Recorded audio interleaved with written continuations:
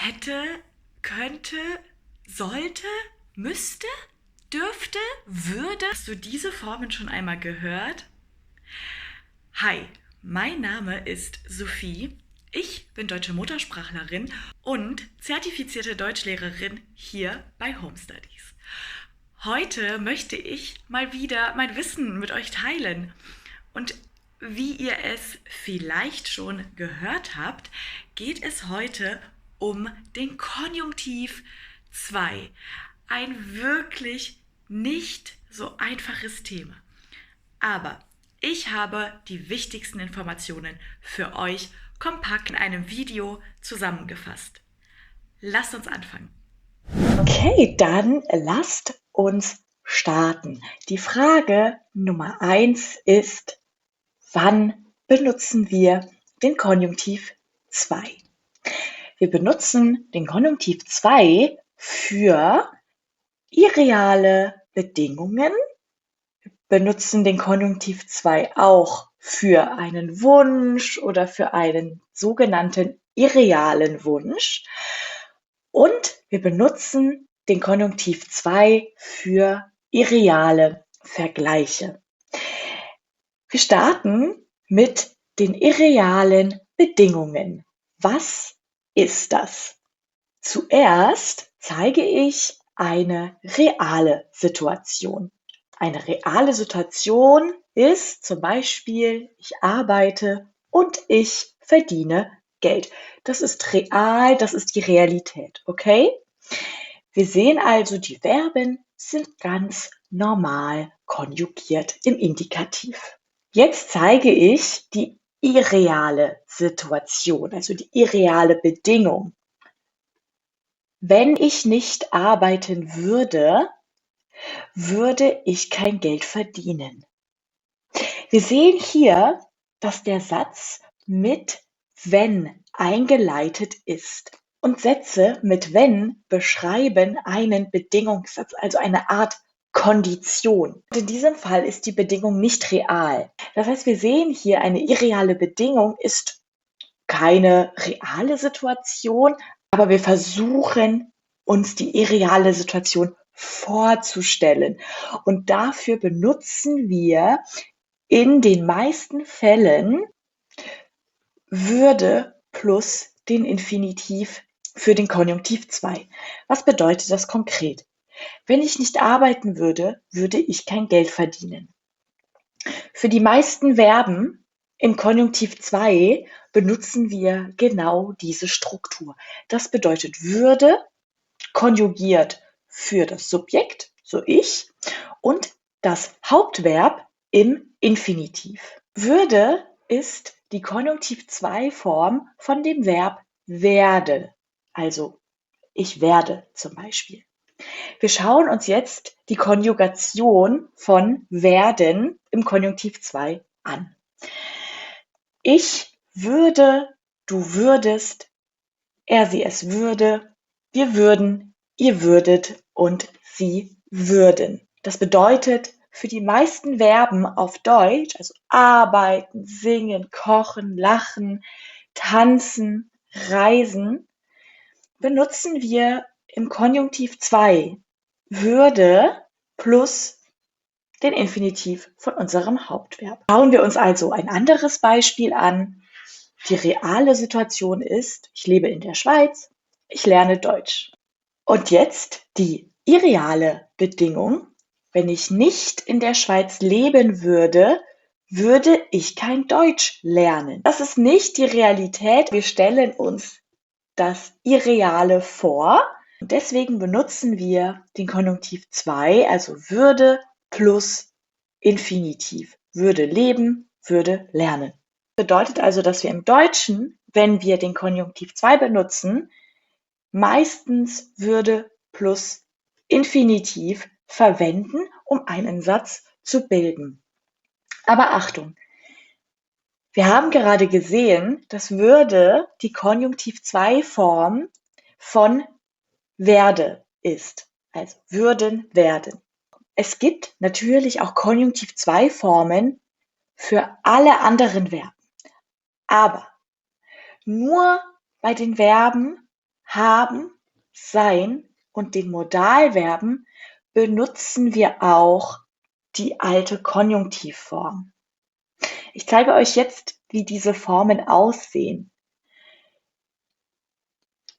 Starten wir mit sein. Ich wäre. Das ist die Konjunktiv-2-Form von sein. Du wärst oder du wärest. Das E ist optional. Er, sie, es wäre.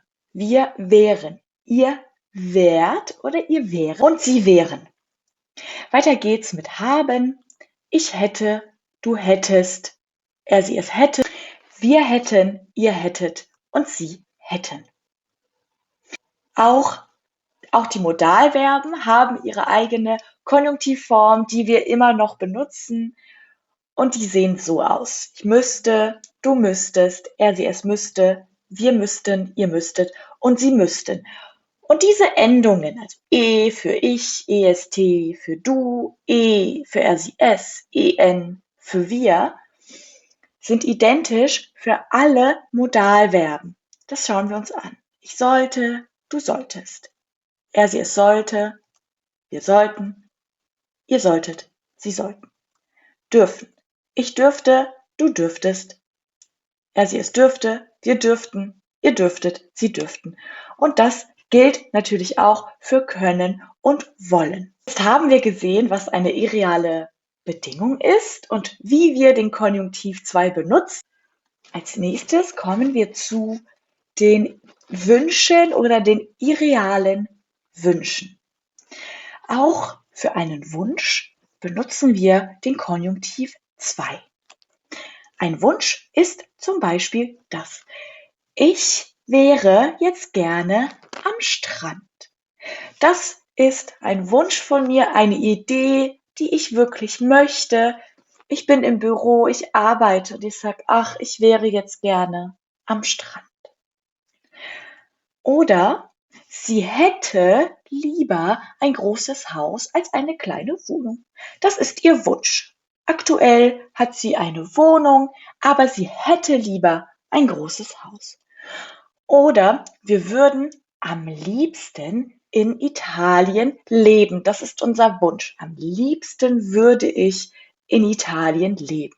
Kommen wir jetzt zu den irrealen Wünschen.